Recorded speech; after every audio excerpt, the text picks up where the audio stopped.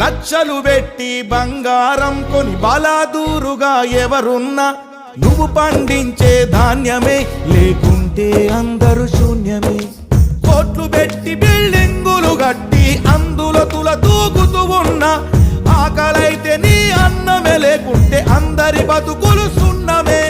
రాజులు మంత్రులు బలిసిన వాళ్ళు ఎవరైనా నీ మట్టిలో పంటే, లేకుంటే ఇక మన్నేలే.